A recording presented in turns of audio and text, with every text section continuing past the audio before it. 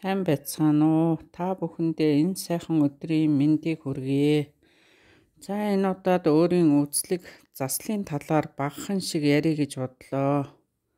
Хүмүүс хэн маань ч ялгаагүй. Олон нийтийн харьцаан дотор олон янзын энергийн дунд явдаг болохоор цэвэрлэх, засах, түүнтэй уялдаатай заавас үзүүлэх шаардлага тохиолдол байдаг. Өөртөд нь ч мэдрэгдээд нэг л болохгүй байх үе бий.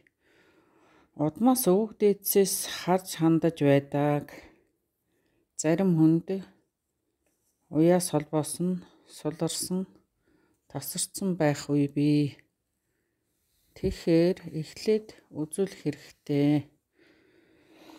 За нэг удаа үзүүлэхэд л үеийн үрээс нь нэлээ их гөвж хөнгөлж өгдөг. Засал хийлгэхэд бол энэ тэндээс гадаад дотоодоос хаанаас ч хийлгсэн хүч өөр нөлөө их. Өөрөө байхгүй адилхан засал хийлгэж байгаа хүн маань байхгүй байсан ч болно.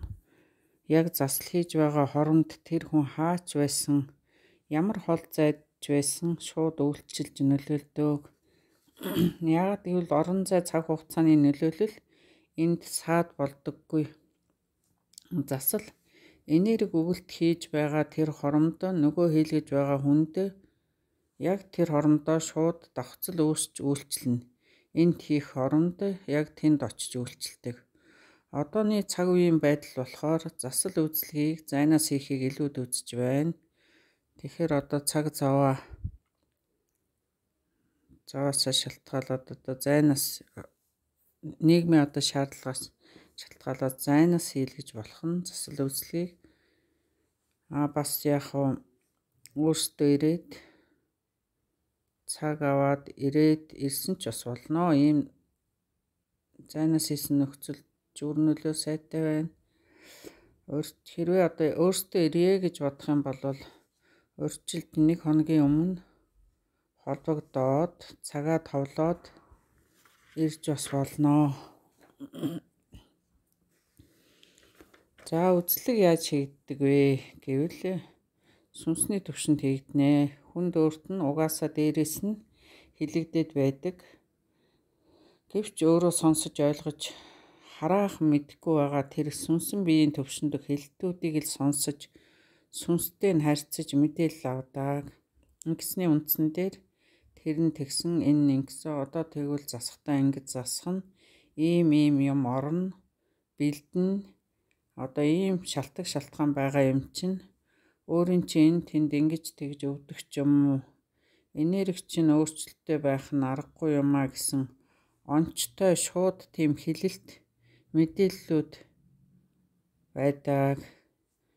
Тэрийг хүлээж авч холбогдож үзлэг явагдана. Тэгээд засал хийгдэх үед бол нөлөө нь одоо яагаад ийм их өндөр хувьтай сайн байдаг юм бэ гэх хүмүүс гайхдаг л да. Тэр нь болохоор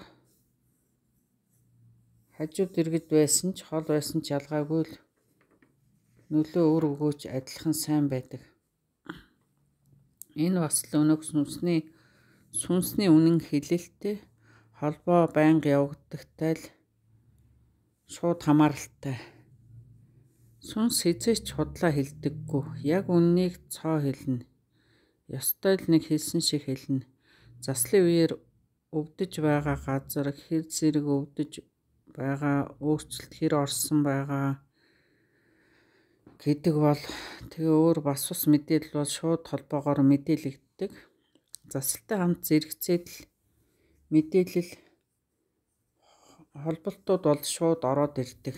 Мэдээлэл илт нүдэн дээр засагдаад явдаг тохиолдол олон байгаа. За зарим нь өмнөөс нь ирж хийлгэнэ. Хэлж амжаагүй цагийн зөрүүтэй учраа одоо тэнд манай анхны байгаа газар шүн болж байгаа, унтж байгаа ч гэх юм уу. Тийм үед бас л засал үзлэг адилхан яг л ижлэхий явагдана. Хэлэлтүүд нөгөө сүнсний төвшний хэлэлтүүд, холбоо барилтууд гэдэг бол бас л адилхан. Үннээрээ явагддаг, хэлэгдэж орж ирдэг, үйлчлэгээ үр нөлөөнд шууд л илт явагддаг. Дараа нь одоо хийлгсэн хүн ирээд таны хийсэн засал тэнд байгаа охинд маань мэдэгдэжээ. Илт мэдэгдсэн байна. Тэгэж одоо биеинд мэдэгдэж ингэсэн байна ч гэх юм уу. Нэг буу юм одоо биеийн дээрээс нь аваад хайчих шиг болсон. Одоо болохгүй бүтэхгүй байсан. Гацаанд ороод байсан тэр нь тэгээд болцсон бүтцэн байна гэдэл ярина. Одоо нэг юм төлөвлөж байгаа. Тэрийг нь ирээдүйн замыг нь нэг харуулаатахыг гэж бодоод ирлээ гэх мэтэл яриад ирдэг. Тэгээ олон хүнтэй харьцдаг, олон хүний маш баялаг харьцаа явагддаг. Сайшаасан, бахархсан, баярлсан сэтгэлүүд энэ 20 жилийн хугацаанд маш их олноор одоо надад ирсэн. Хүмүүсийн уран өгөлт дэмжлэг маш их байдаг. Сэтгэл санааны хувьд.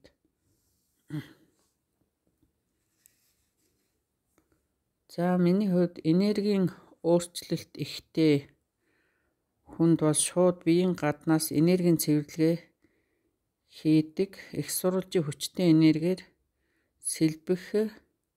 энергийн сэлбэх, дутууг нөхөх, бас одоо юулэлт хийдэг. Их өвдөд байгаа хүмүүст энергийн бариа хийгддэг. Тэр удмаас өвгдээцээс харж хандаж сайн сайхан явуулах юмсан гэсэн дамжлага холбоо сутсан, суларсан, тасарсан байгаа хүмүүс болохоор олонтоо байгаад байна. Тэгсэн тохиолдолд ажил үүс бүтэхгүй, хиймэр гудайна, шалтгаангүй өвдөн, оншин тодорохгүй, нойр хүрэхгүй, сэтгэл санаа тавгүйрхэн гэх мэт янз бүрийн зүйлс болоод бас нэг л азгүйтэд байх мэт ер нь өөрчлөлтүүд бол өөрт илт мэдрэгдэн андашгүй. Тэрийг л засаж, үеийн үрэг нь хөнгөлж, нингэлж, холбоос дэмжлэгийг нь аль болох байх ёстой хэвэнд нь оруулдаг. Энд бас шалтгаанууд бүгд арилж засагддаг. Энэ тал дээр хүмүүсийн сэтгэл өндөр байгаа. За тэгээд нэг ч гэсэн хүн, нэг ч гэсэн айлын амьдрал ахуй өнгөтэй өөдрөг ажил үйлс нь бүтэмжтэй байгаасай. Дэлхийн нийтээрээ эрүүл байх юмсан л гэж миний хувьд бол хүсэж бодож явдаг да.